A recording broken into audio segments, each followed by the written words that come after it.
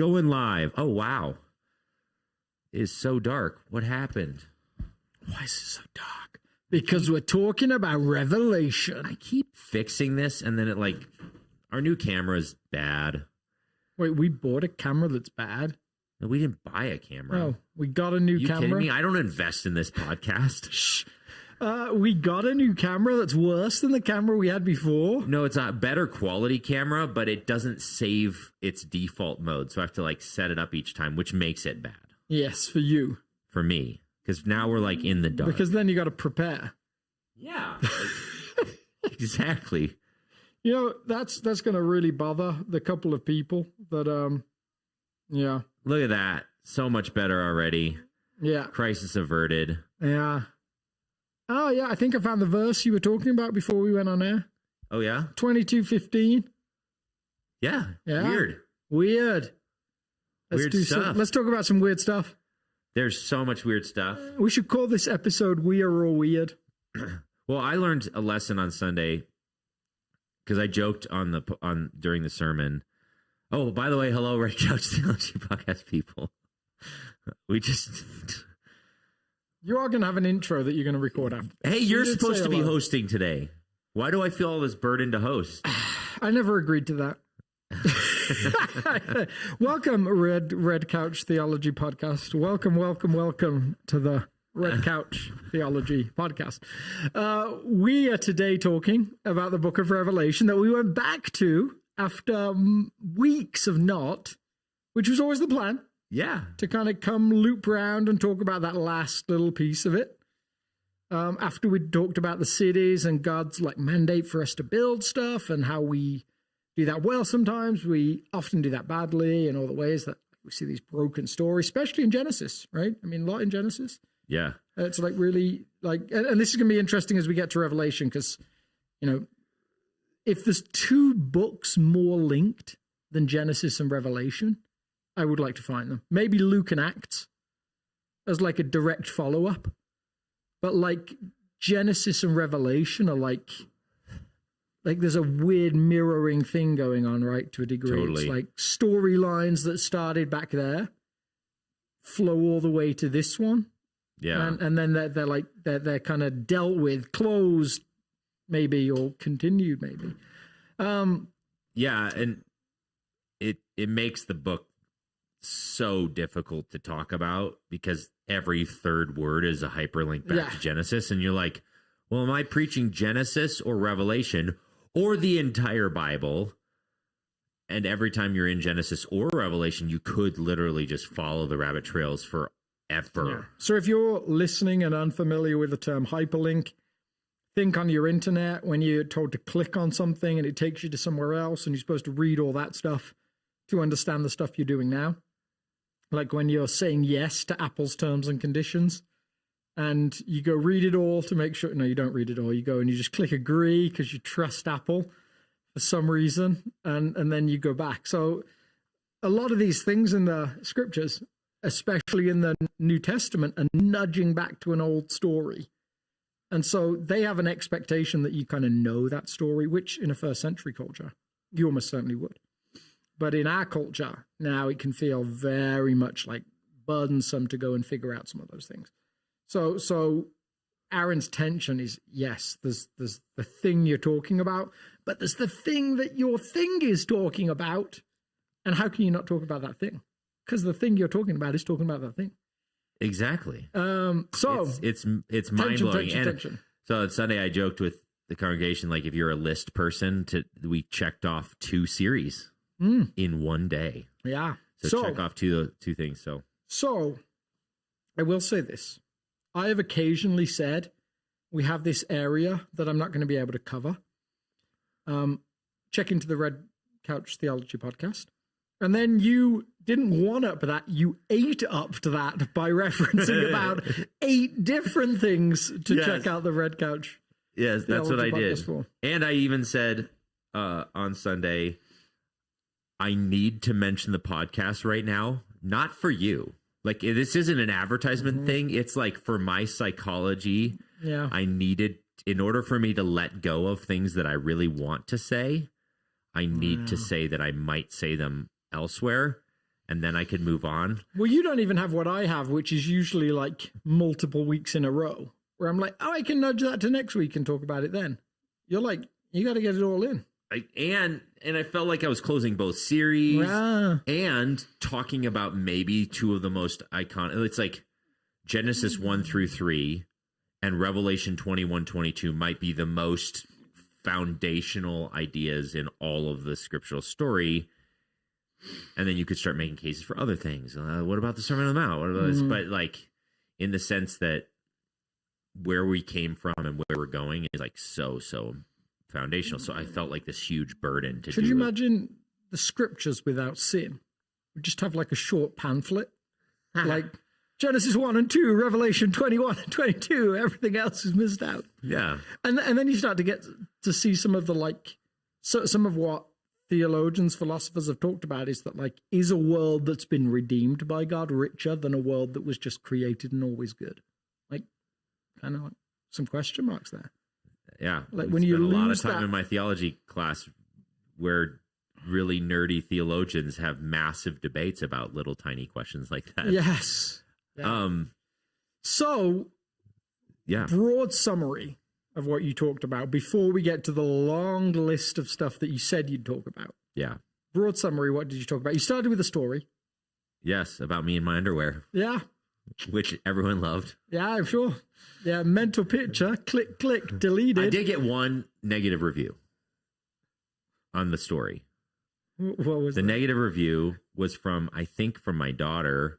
No, it was actually from my wife. And here's the negative review. I didn't mention that the underwear I was wearing were bright neon orange, which I did mention when I told the story to the youth group at a different occasion. And for some reason, the specificity of the color like brought it to vivid memory. And I told her, I don't particularly want them picturing me in my underwear too much. Like it's a funny anecdote to add it just for the humor's sake, but do I really want them like vividly picturing me Not in my really. underwear? No one else wants that. Like, well, now for you guys on the podcast, you can vividly picture me in my bright orange neon underwear. This podcast is going to get flagged. Never thought I'd say underwear that many times. Yeah. Yes, so a whole bunch of sub questions based on that. But yes, you've nudged it with those clothing choices a little bit towards comedy. It's almost a clown costume at this point. So it is. So the story was really centered though around doors, locked doors, open doors, which I didn't. I don't know if I said it this way on Sunday, but what I told the staff before I preached was the thing I'm most excited about in this passage, I'm barely even mentioning. Yeah. And so the idea that the gates are wide open in the city, that just boggles my mind, and it's so fascinating to me. And I mentioned it. It was like one little movement in the sermon, but it wasn't the highlight of it. So my aunt was a farmer. So we used to go visit every summer. We'd stay there for like a while. It was just a great place, just out in the countryside. Felt like there was nobody around except like famous musicians living over the road and stuff like that. But there was no lock on the door when you left. Like you couldn't lock it. Like you could lock it from the inside. I think there was a bar that you could put across at night. But like in daytime, if you went out, door was like, I mean, it was closed, but it was just open. You just walked through. Yeah. Because there was no one around. Like there was no fear of anyone coming in to steal anything. It was a farm. There wasn't really a lot to steal, to be honest. And there was a huge, great dog that used to lie next to the door. That was like a bit of a deterrent. So I think like microcosm, you see occasionally those people that live in a way that seems to be without fear. And the closer you get to the city, the rarer it is. Yeah. I have some friends that always used to leave their house unlocked wherever they went. And they were, well off, like wonderful people, really loved Jesus. And they always used to just live with the philosophy. Someone steals our stuff, they must need it more than we need it. But those are rarities. Those are like occasional. Yeah. And like the story that I told sort of, it's a funny story. But if you're actually paying attention, you realize how much worse it could have been. Sure. And I'm sure there's moms or dads in the room who are thinking, this is deeply irresponsible for one of our pastors to be living this way. Yeah. And they're not wrong in one sense. Like it's not necessarily wise given our world to just leave doors unlocked when you have a 16-year-old daughter in the basement or whatever. I don't know. So, but that's part of the tension that I was trying to draw out is like the world's can be a scary place. And like, but also we should point out to make you feel less irresponsible that you live in Highlands Ranch.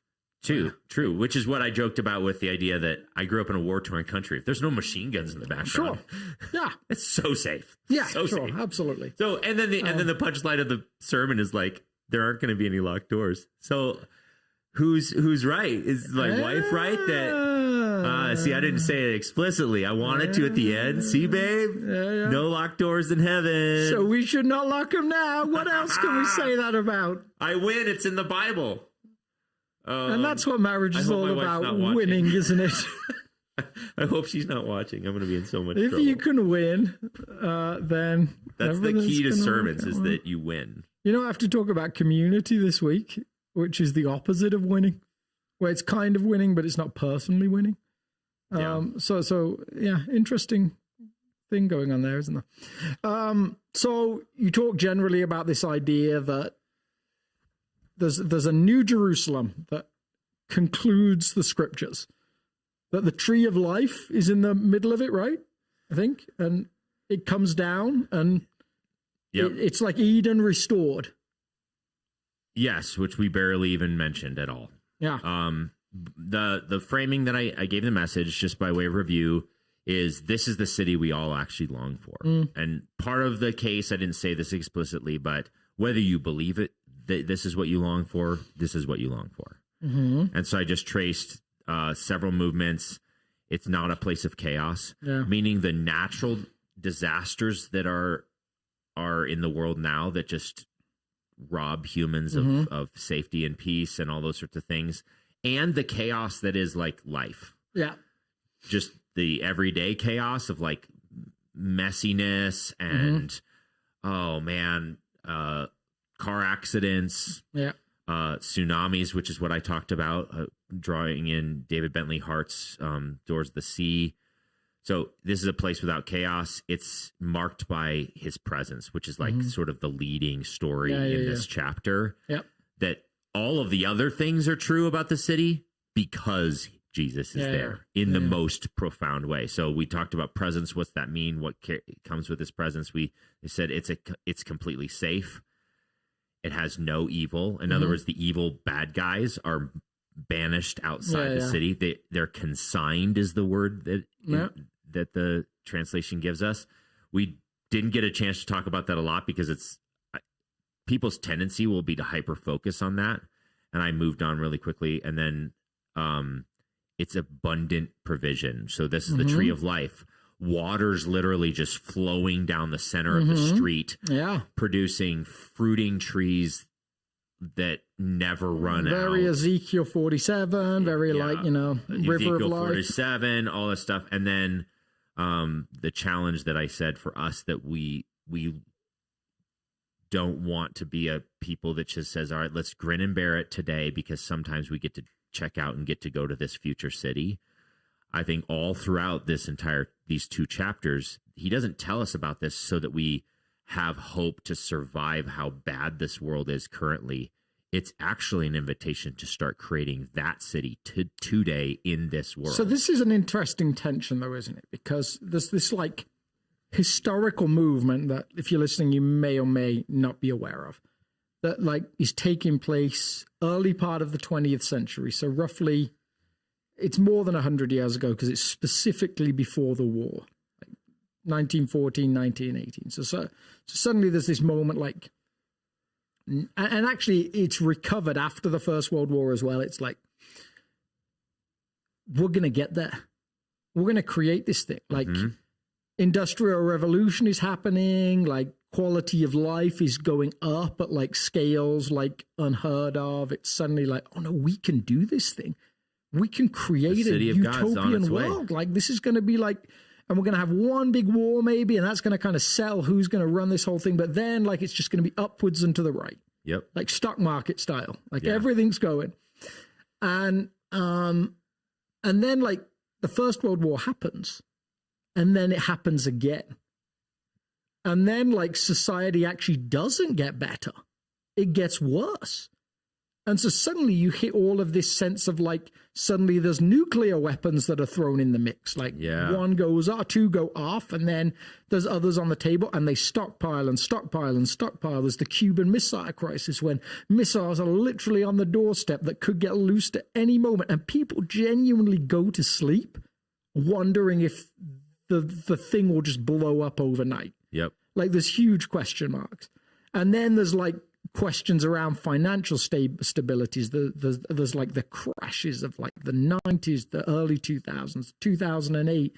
There's all these different things that suddenly are like, like, is this thing getting better or is it getting worse? How do you deal with that kind of like downturn without giving up on keeping on working towards this? Yeah, and actually this is, again, another rabbit trail that I could have gone down, because I did a ton of historical study, because there's all throughout church history and human history, there have been multiple waves of people saying, let's bring the city of God today.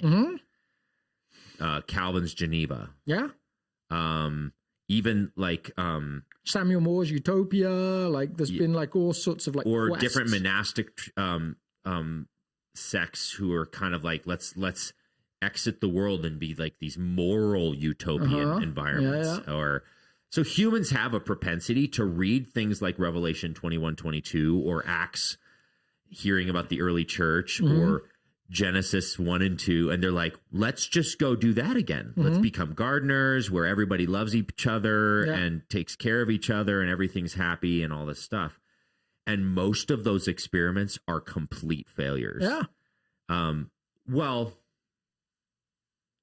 actually, that's not true. Most of those experiments are a mixed bag. Yeah. Just like the series, you preach the rest of the sermon series. Just like all throughout the sermon series that you preached, all these cities are a mixed bag. Yeah. They're like terribly distorted and destroy human thriving. Yeah. And the arts were created. Yeah. Or they're deeply wounded and they cause like the oppression of the poor, and yet they feed more people than the drought situation. Like the maybe one of the highlight city experiments in the entire Bible is ironically Egypt. Yeah. Under Joseph's leadership, where the power of like the consolidation of human ingenuity is put to good use to feed the nations. Yeah. You don't get that without a city. No. And so like all throughout this whole series, there's this weird push and pull. Like, well, are cities bad or are they good? Or, no, they're definitely bad. No, wait, but they do this. But they're like, no, they're really bad. But no, wait, they kind of accomplish this. Yeah. And then the big irony at the end of the series, the things we build, is you'd expect it to go back to a garden, and instead it's a garden city. Yeah. And it's this weird which reality. There's a couple of viewpoints around, isn't there, as to whether that's like a change of direction or that's the inevitable ending of like, so, are multiple gardens, are they a city? Is that just what happens when you string millions of gardens together? Or is God actually now like saying, no, this city is a broken thing? Like, our city's fundamentally bad? Yeah. Or are people and gardens fundamentally good? Yeah. And some of the experiments in human history said, yep, cities are fundamentally bad. Let's exit the city and go garden. Yeah. And love Jesus and pray in monastic situations. Others see like, no, cities can be good depending on who's leading them. So let's try and find a political leader who's not bad and like raise them up. And this is the tension. So there's this story in England that I kind of wrote about in my thesis. These two guys, one's a poet, one's a writer, Southey and Coleridge. They go out and they create this thing called pantasocracy. which is like no one's in charge. We're all just the same, and everything just, we're going to do this by like, whatever. And so they go out and start this thing together, and they take some people with them. And then like a few years later, Southey just leaves. Why? Because Coleridge drove him nuts. Like the guy that he was like, we could create a utopia together with. He got a few weeks in, and a few months in, he was like a few years in, and he was like, I can't stand this guy. He's getting in the way of everything this thing could be. And so he just gets up and he just leaves. Like, I mean, that's just a mild story of just how hard it is to create something like that. And the reason being, and so this is part of the heartbeat of this message. So my big idea or main point or thesis for Sunday was, we build well when we're unafraid, provided for, and loved. And the reason no human city in human history has ever been all good is because we're afraid, or we don't have everything we need, like provision wise, we think we don't, and we are skeptical that our humanity is deeply valued and loved by others around us. And when we have those things, like the worst part of humanity comes out to try and mitigate those emotional things, which is what you've kind of, did you see that I put words in your mouth on Sunday too? No, I did. I even told you do that. I said, yeah. So I made this, I said, this is Alex's thesis for this whole series. He didn't tell me this. I shouldn't put words in his mouth, but I'm going to anyway. Like, this is how I said, you know what's fun? I'm so rabbit trailed to this morning. I feel like our friendship, we have like this, like almost like boxing match when we preach. I don't know. It's kind of fun, playful. Yeah, actually, it's a boxing match where I don't realize the round started yet. You just throw punches at me. I know. Well, that's what happens when you don't listen to the sermon. I can throw punches and you can't protect yourself. So this was your thesis. Did you know this? I did not know this. I'm intrigued. I can't wait to find out what I think. This is your thesis for the series. What we build reflects why we build it. Yeah. And this is where you said you had this curiosity about, we were gardeners and then we became city builders, and the emotion component. I think each week that you've been leading us through the series, you've been saying that the deep-seated emotions that drove the creation of the city, weirdly, they whiplashes back on the city itself. So what we build reflects why we build. So how'd I do? Yeah, that's pretty good. Yeah. All right. Yeah. I got endorsement. I was not like, I put words in his mouth, but it wasn't the worst thing. Yeah. Yeah. So Cain builds out of fear, and the city becomes a city that's driven by fear. And the shame. Babel's built out of ambition. It's a city that, is crushed by ambition. So then my thesis at the end of the series is essentially the only way to build good things as human beings is to be unafraid, fully provided for. Like provision is abundance. Like, imagine a world where you don't have to work because at every turn is enough food, enough resources, enough comfort, enough safety, whatever, and then deeply loved. Like that, your actual humanity, not the one that you project to everyone, but your actual humanity is fully seen and fully embraced. Yeah.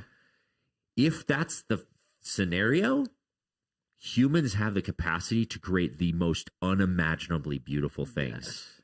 And as soon as we one of those variables falters, humans, because of the way God made us, have the ability to create unimaginable destruction.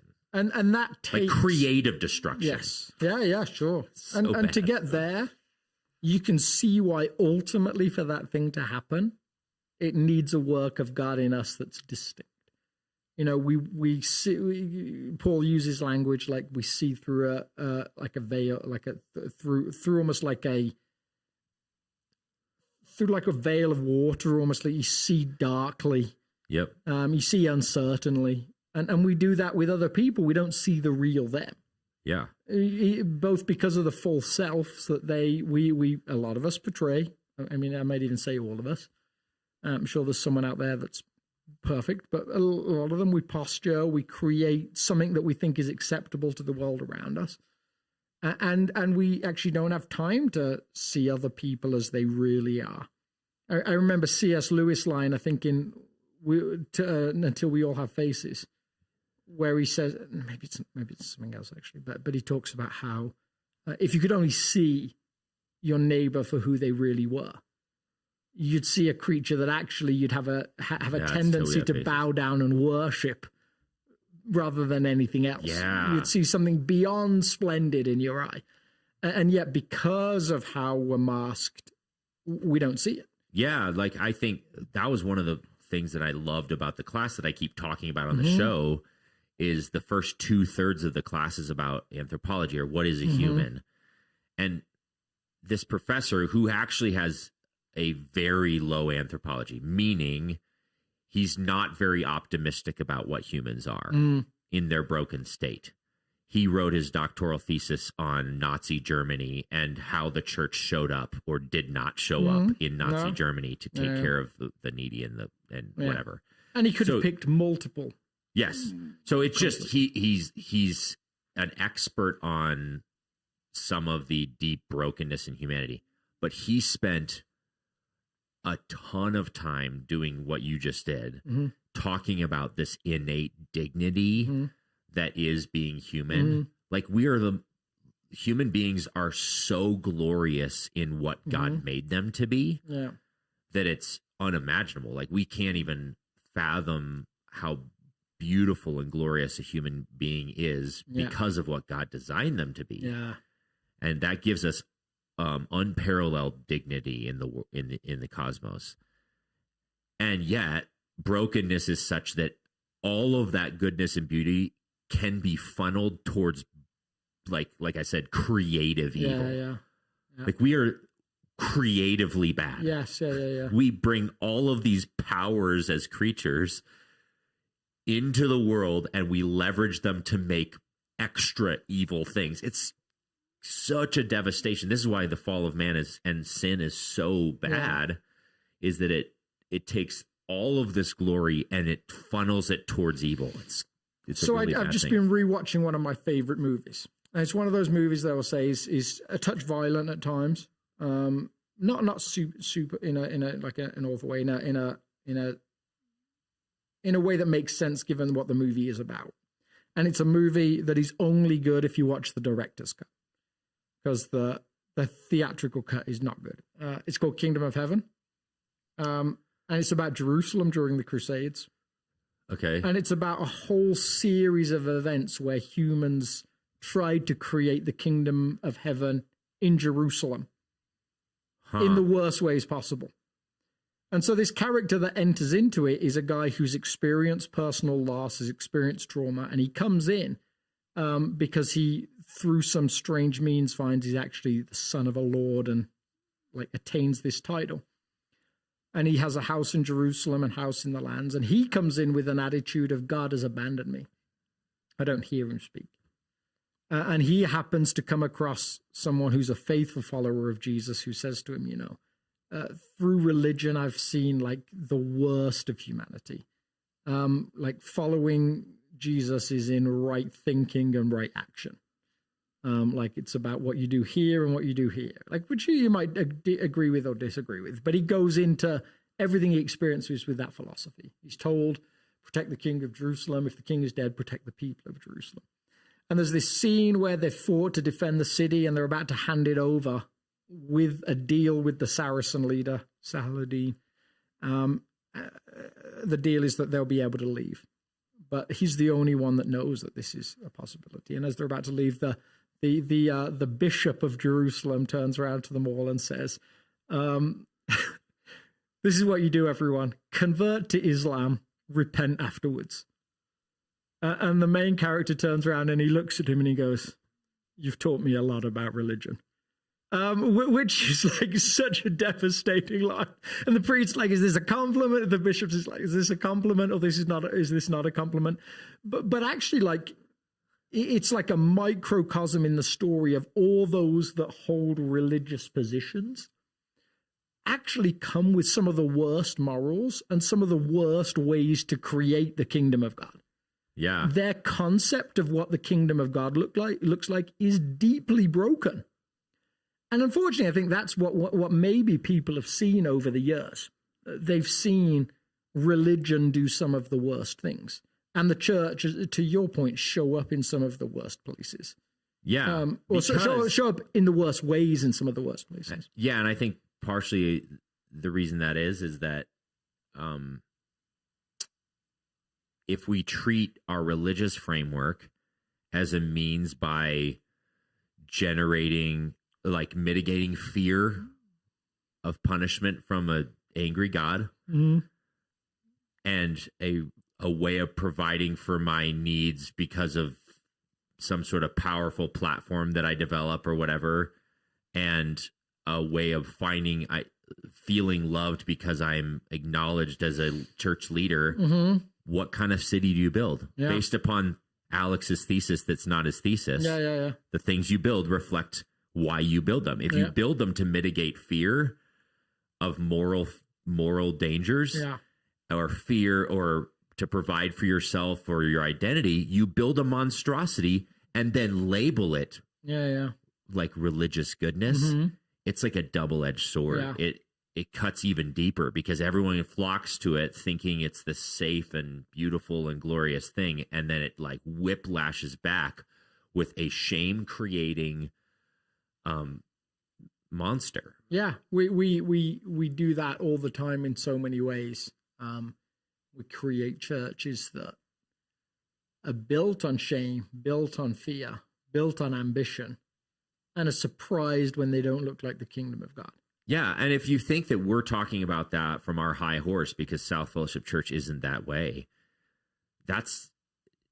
I'd like to think that we are in a slightly healthier place. But let's be honest, like every human environment is a mixture of both the broken and the beautiful. And I've been in some of those churches that are broken, and the pastor of those churches and those in leadership are like, isn't everything amazing? Look at this, it's wonderful. Like we got everything right now.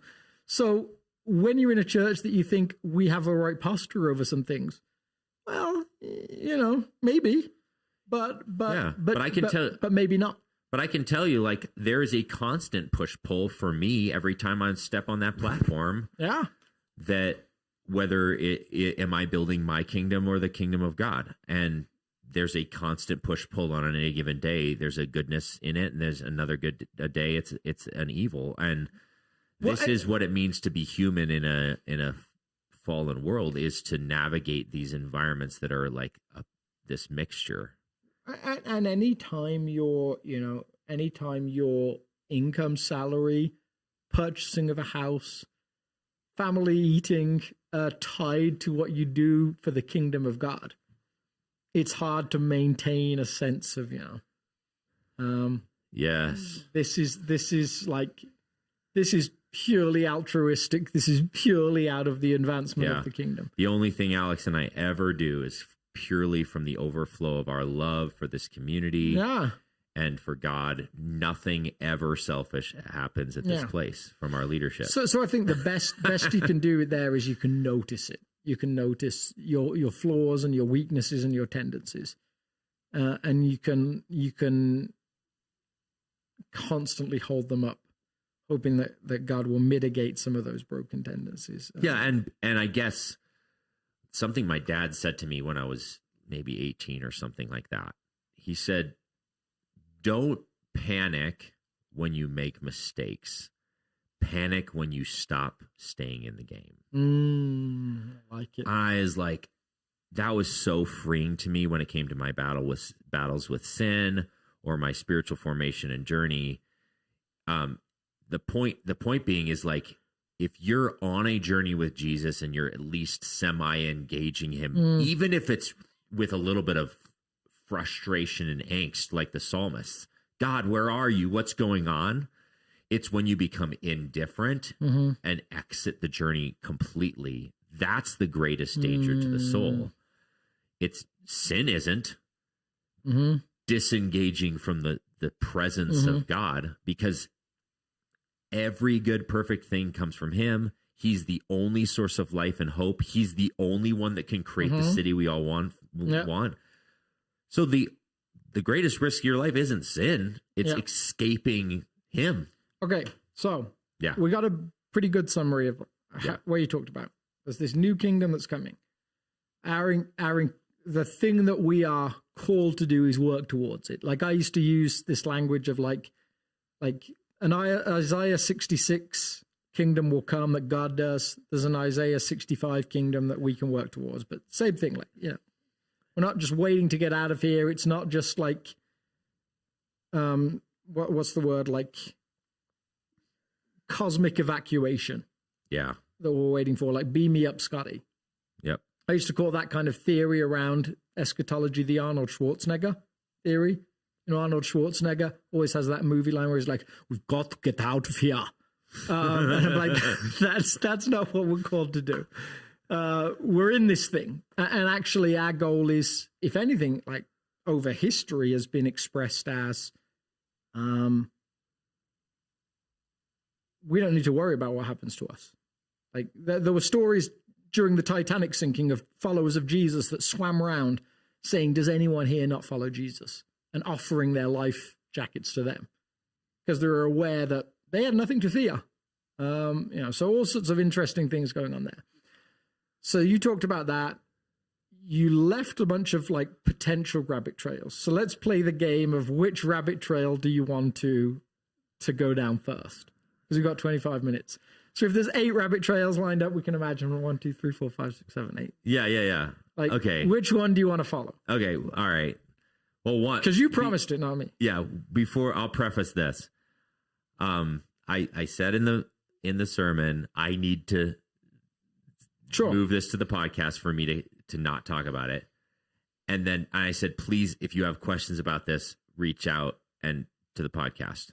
So what I found out is that the things that I was angsty about not including, no one else cared about. No questions.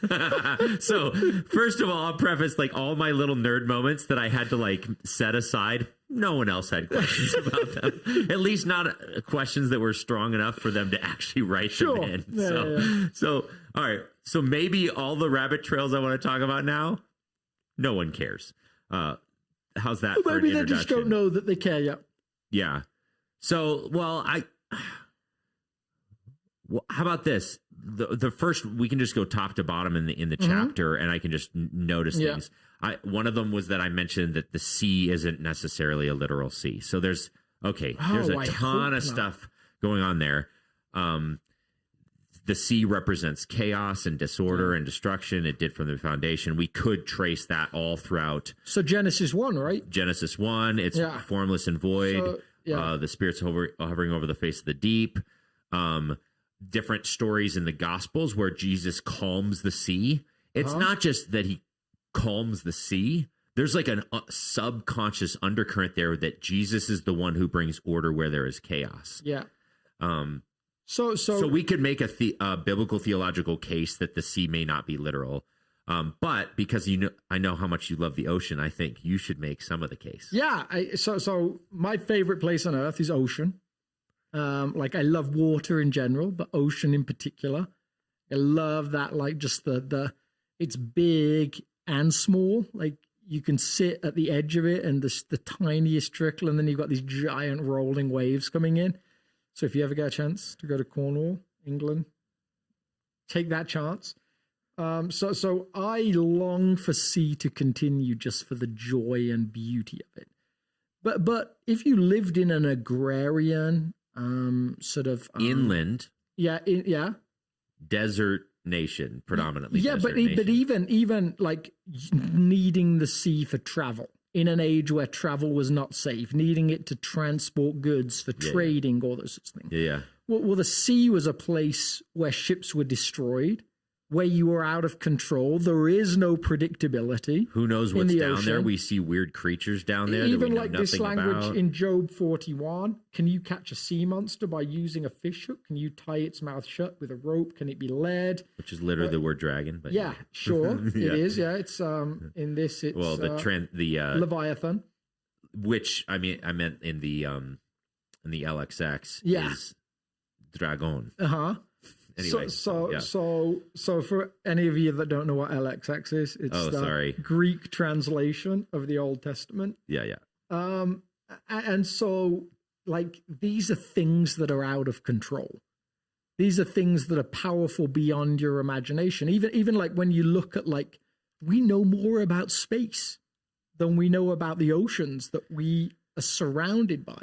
Yeah. And so I think there's this there's this mystery to that is spoken about here. If the sea in Genesis represents chaos, and God forms something out of the chaos, well, then what is it for chaos to come to its conclusion? Yep. God heals the chaos, and all now is under his control. So I think there's this thing going on there that seems like a natural healing. So so Sunday, I mean, again, I don't think we have time to do a full scope even on this show, but I made the case that this sea represents chaos. It could be a literal sea. Fair enough. Fine. If that's your hermeneutic, you could go there. But I think if you just think it's a literal sea, FYI, there's no ocean. Yeah. If that's all you read this thing, then you're missing what I think the actual agenda of this text is to refer to chaos. And there'd be a danger with an apocalyptic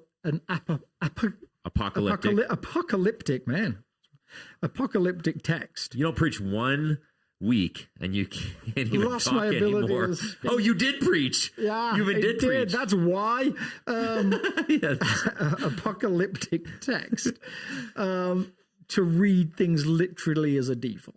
We've read so much metaphor to suddenly believe, oh, we're in the last couple of chapters. It must suddenly all be literal, right? Yeah. Would be a dangerous premise. Totally. Or premise, seeing as I can no longer say things correctly.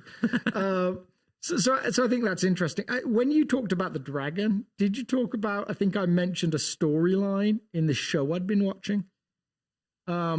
It's a show called Fargo.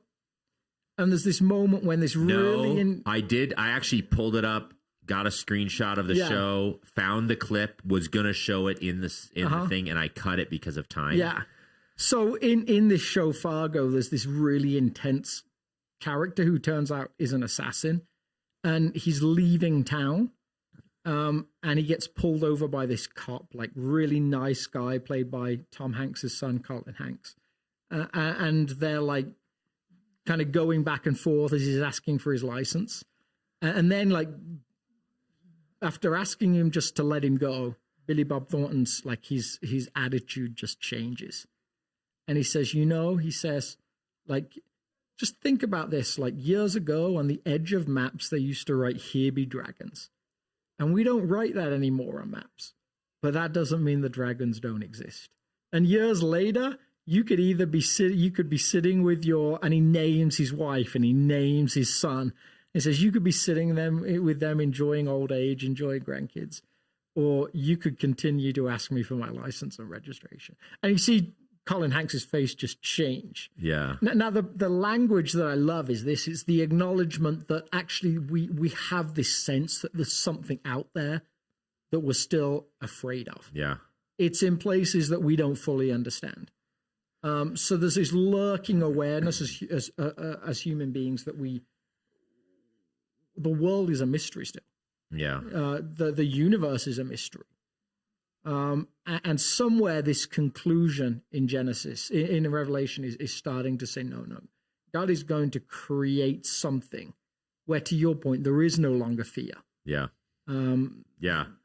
So anyway, that was one of the rabbit trails I felt like I could have traced the sea and tried to make a biblical theological case that this is representative of chaos and stuff. Instead, I said, you can take it or leave it. I think this means chaos, and here's the implications of that. We talked a little bit about the problem of evil, natural evil, from some quotes from David Bentley Hart in The Doors of the Sea, which has made an appearance on the show a couple different times. But he talks about the absurdity of evil. Is one of the things he addresses in the book. And so I think that that's all the sea. Yeah. The sea sort of encapsulates this idea that the world is just messed up. Yeah. And it's just chaotic. Yeah. And this is a place where there's no longer any sea. Yeah. So that was one rabbit trail. Yeah. I love it. one of the other rabbit trails was this thesis that is brewing in me. And I like started, the reason I cut it, honestly, well, one of the reasons I cut it, I was planning on cutting it before I had Life Group. And then after I Life Group, I talked about it a bunch at Life Group and confirmed this is not fully blossomed in my own mind in order for me to articulate it to anyone. Because my Life Group was kind of like, that's weird. You made no sense talking about that. Yeah. And I was like, I should definitely cut your this. Your Life Group thought your orange underwear were less weird than your thesis. Yes. So it's this, that I think there's something to this, and I don't know how to articulate this, so this could be a mess. I think that the walls of the city here are human beings in Revelation. Yeah. Okay. Now, again, not in the literal sense. There might be actually walls made of jewels and diamonds and rubies and stuff like it talks about in this chapter. Fair enough. That absolutely could be the point. But again, in this rich world of apocalyptic literature full of metaphors, I think that there's a meta theme through the entire Bible of what was supposed to be our wall versus what we actually built as walls. So starting all the way back, we can talk about the whole women in leadership conversation. The word azer in Genesis, when God makes Eve an azer, he forms Adam out of the soil. It's pottery imagery. Yeah. It's like a potter and a clay. And he builds Eve into an azer, which is a close relationship of what gets built in city walls. And then I wanted to make this case, and I think that this is an easier case to make. It just was too time consuming, that without exception, at least in the Hebrew text, when they say city, it's always walled city. Yep. I had a whole Greek slide picking apart the Greek word, its Semitic origins. When they said city, it always was walled city. There was larger gatherings of human beings in the ancient world that they wouldn't call city. Why? Because the only reason is it didn't have a wall. Well, and you still see some of that, like in England, it can't be a city unless it has a university or a cathedral. Yeah. Like, so there's even then, it's like cities have like, there's a defining function, defining attribute to a city. And so that's hard for us to understand when we've got like, well, why is Littleton a city? I don't know if it's a city. It's not the same as Denver. I mean, it's clearly different. Yeah, and I had all these fascinating observations I could make. The modern equivalent of a city is a government and a military. Yes. And there's really practical reasons for that. Basically, air raids. Yeah. The only reason we still don't have walls is they just don't work. Yeah. Back in the day, they were very effective for keeping humans safe. Sure. And the reasons we don't now is because of the of airplanes, and you just fly over the wall and attack that way. Even worse, so huge nuclear weapons. Exactly. So the modern equivalent of a walled city is a government and its military. Yeah. And so we still build cities with walls. We have to extrapolate the modern equivalent up. So, but anyway, the idea is this: if I can articulate it. Part of the reason why God is not a huge fan of cities, in other words, walled cities, is he already gave humans a wall. He gave Adam Eve. Yeah. And it's not that specifically females are walled entities. I think that there's a beautiful thing that we could talk about, but and it's even the content of one of the weddings that I officiated most recently was drawn from that idea that man and woman theologically are made to be each other's safety. Yep. And how's that, like, again, the part of the rabbit hole is this confusion of like, how can we be each other's wall? Literally, in because we can't help but think in the more safety thing. Like, how is my wife the equivalent of the locked door to prevent the 14-year-old from coming in our house? And so it gets a little bit abstract, which is why I felt like it was needed to be cut. But if you trace the idea throughout the scriptures over and over and over again, in Isaiah and different prophetic texts, he's hinting that you shouldn't need walls because you're supposed to be each other's fortress. And then fast forward to Revelation chapter 21. If I throw it on the screen here, oops, it helps if I actually turn this off. If you look at 21:11 and mirror image, enter screen. So you said, and he carried me away. So John is being carried away in the spirit. He goes and he showed me this holy city, Jerusalem, coming down out of heaven from God. It shone with glory and its brilliance, Verse 12, it had a great high wall with 12 gates, and the 12 gates, angels at each gate. On the gates were written the names of the 12 tribes of Israel. So now we're talking about the gates of the city.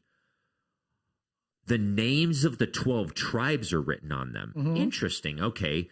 There were 3 gates on the east, 3 on the north, 3 on the south. And this is the exact layout that the people of Israel were camped around the tabernacle. Okay, yeah. Which, if you then, so again, he's hyperlinking back to the tabernacle store. If you go and study those passages, you start to realize some of that has some spiritual metaphor even back then, but it was also a protective thing that they didn't have walls. They were protecting each other with their own humanity. Yeah.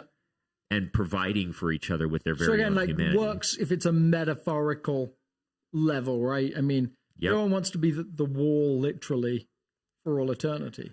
But we're talking about But so the reason why it's so abstract is we can't help but think of physical safety. Sure. Yeah. Like a bad guy's coming in and I'm the front of the line and I get stabbed so that my neighbor doesn't get stabbed. Yeah. That's where we go. But this place doesn't have that kind of threat. Yeah. Because metaphorically speaking, what we don't actually need physical safety in this context. Yeah. What we need is emotional, psychological safety. Yeah. And human beings can be an emotional, psychological wall where physical walls can't. And then you keep going. The walls of the city had 12 foundations, and on them were the names of the 12 apostles of the Lamb. So you have Israel and the Gentile church are the walls. Yeah. What's going on there? And I think it would take an entire book or doctoral thesis to unpack all the implications of this. And I was like, obviously not going to make the cut for a Sunday sermon because I can't even articulate on a podcast. But metaphorically speaking, what do we should be, human beings should be each other's safety net. Yeah. We should be each other's comfort. And if we're functioning correctly, there's no danger. Yeah. There's no bad guys trying to get us because we are the bad guys healed in this city. Okay. Is that making any sense? Yeah. You can see why it didn't make the cut. I can. It was a good cut. Good cut. Yeah. Anyway. So here's the question that I have. Yeah. We got 5 minutes left. Yep. What's going on in Revelation 22, verse 15? Another rabbit trail. I didn't even mention this one. I mentioned the 21 verse where it says the bad guys are banished to the lake of fire. 20. I think that's 20, isn't it? 21. Is it 21? I thought it was 20. No, 21, 8.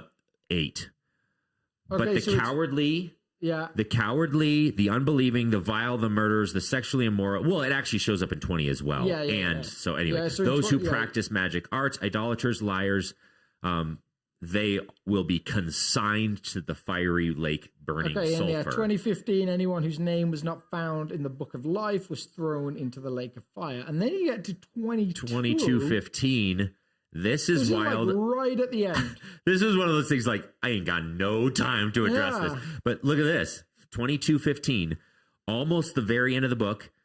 Outside are the dogs. So hold on, 14. Blessed are those who wash their robes, that they have the right to the tree of life, and may go through the gates into the city.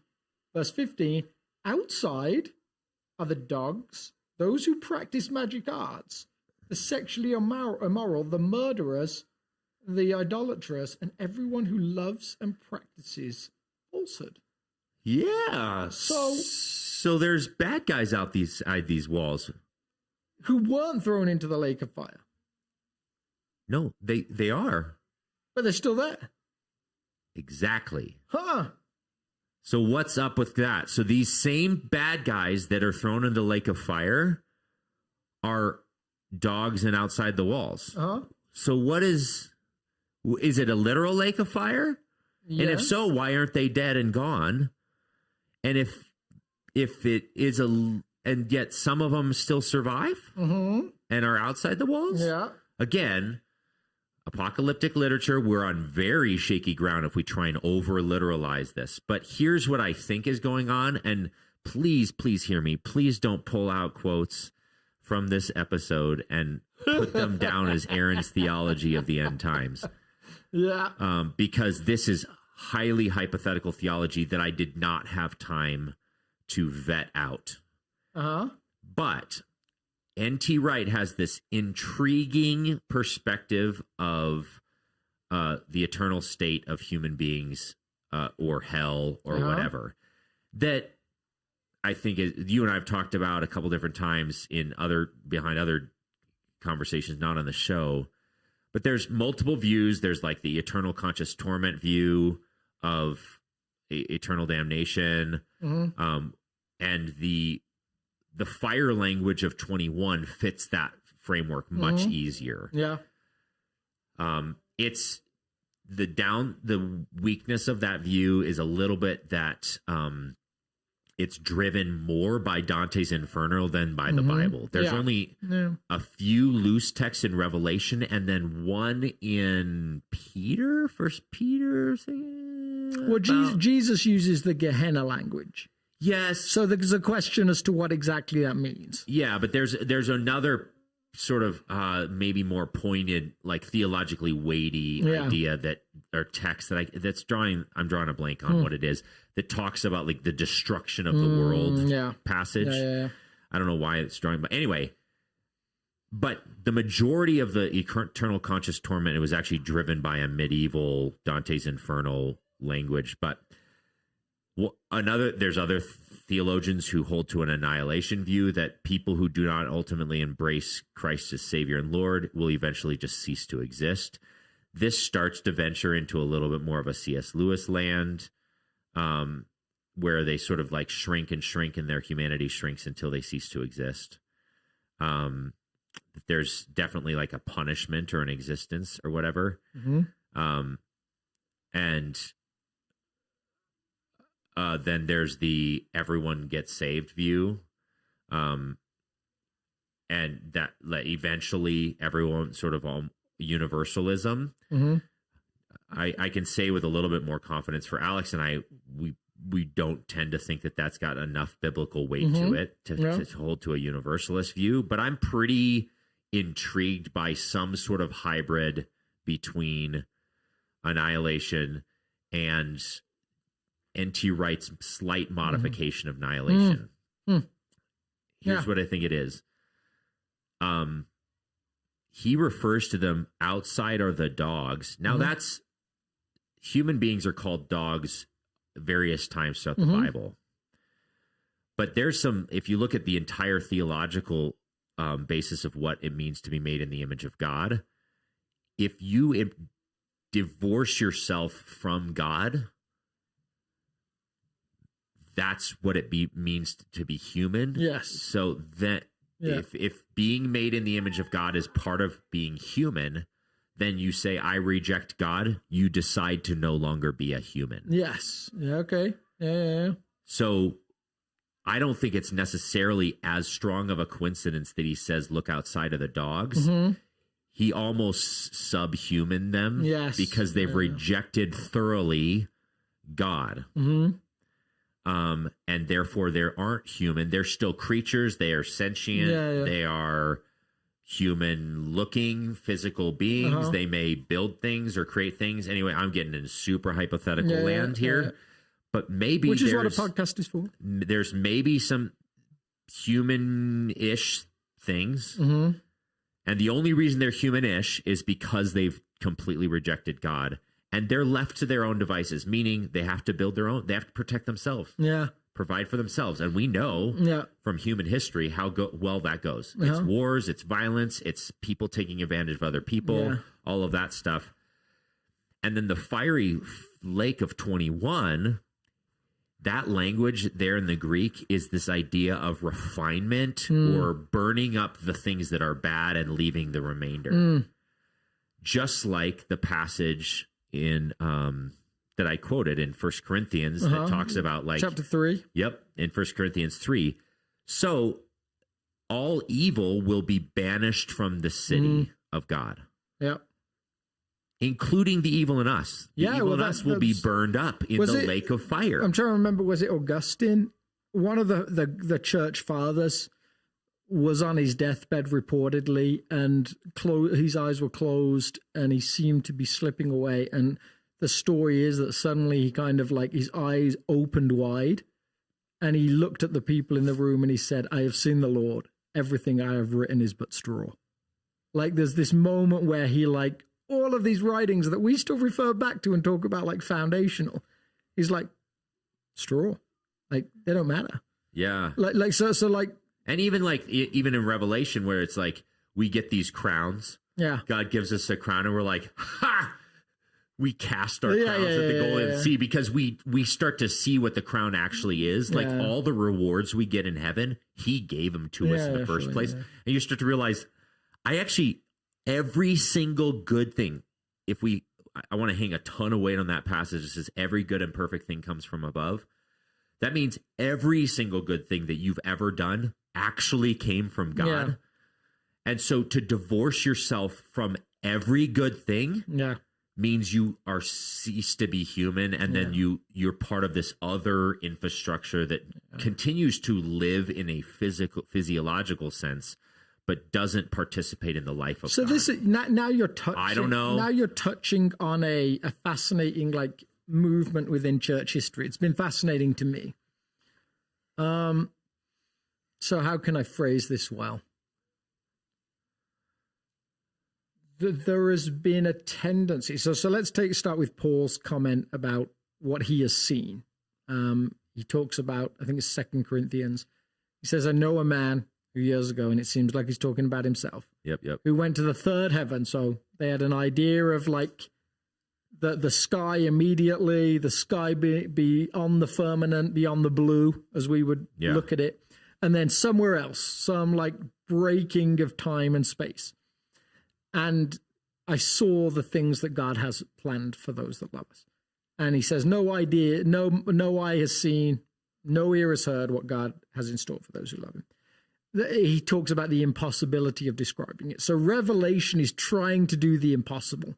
Yeah. It's trying to give us a picture of eternity that we can never fully grasp. So if you have a sense of certainty over, this is what it's going to be like. Well, take into account what Paul said. Like it's metaphorical explanation. Over history, there's been different movements in churches. And for some parts of church history, the imperative, the invite to following Jesus has been, there's this thing that we're moving towards that you don't want to miss out on. God is calling you to be something beyond anything you've ever imagined. He's calling you to return to how you were originally made. And the prize is the New Jerusalem. And you're invited into this thing. And so follow on to this story. Get into it. Like, receive that invite. Yeah. And in other periods of church history, the invite has been, there's this lake of fire. There's this terror. There's this death. You don't want to be in that. So anything's better than that. So go the other way, like escape. So one's like fear and the other one's hope. Yeah. And I don't know that I want to say that one's bad and one's not. Actually, I think in Jude, Jesus' brother writing this letter says that actually some save Some save essentially with hope, some save with fear. Yeah. Like the some that will respond to the fear of what they'll lose. Yep. And some that will respond to the hope of what they'll gain. Yep. So I'm not saying one is right or wrong, but I do think it's been significant. And I think we live in an age right now where as soon as there's any language that suggests like not a focus on eternal conscious torment, that we've lost something of the message. Yeah, yeah. Well, I think that's pendulum has swung pretty hard in certain facets. Yes, but the person who grew up in church for 20, 30 years, like your and my generation and older, yes, we want to cling to the eternal conscious torment framework for a couple of different reasons, which you could do some church history study on. I think we're actually a minority in church history if you're in that space. But yes, I agree with you in that sense. So so what else were you saying? If you are interested in pursuing this more on a slightly academic level, I believe, let me see if I can remember this source. There is a book written about 15 years ago called 4 Views on Hell. It specifically pushes into that language that you could check out. There's another one. That's actually not the one I'm thinking of because this one's a little more... I might have to post that because I'm not sure. But there are resources that examine like how that's been like seen over history and how language has been. Yeah, and so I think that what's interesting about the scriptures, and now we're way over it. Now I'm gonna blame the fact that you're the moderator of the conversation. It's not the fact that I am long-winded when you invite me to talk. Interesting. No, that's an interesting viewpoint. It's totally wrong. Alex and I were talking about this coming Sunday, and he decided he was going to preach a little bit shorter. I'm not going to tell you how short said he was going to preach because I don't want to hold him to it. But I was like, now you're just showing off because he actually can go short. I am incapable. It is a greater level of formation that I've yet to attain to go short. Anyway, but the scriptures do both. Mm-hmm. They seem to highlight the terror and the horrendous nature of evil and sin. Yeah. And highlight the absolute majesty that is the new heavens and new earth. And so I don't want to let go of either one of them. And so regardless of whether you become sort of annihilation or eternal conscious torment or whatever, the point is sin is so bad in any framework that it's the equivalent of the fiery lake furnace. Yes. And even if you're in annihilation space and you can leverage all that language because we know that. The First World War, the Second World War, and like the atrocities that we see in human history where human beings torture other human beings in unimaginable ways. The Rwanda genocide, the apartheid, slavery in America, where human beings like rape and pillage and dehumanize other human beings in unimaginable ways. Okay, if that's not hell, I don't know what is. Yeah. That's the result of fear. And you know what? Metaphorically, it feels a lot like fiery furnace stuff to me. Yeah. If you just look at human history. Oh, yeah, the worst parts of humanity is. And yet, so that stuff is banished from this city. Mm-hmm. Regardless of how you read these things. And outside of that city, there might be still human-like creatures that are still living inside that fiery furnace that is human depravity. Yeah. Yeah. That might be what's going on in verse 15.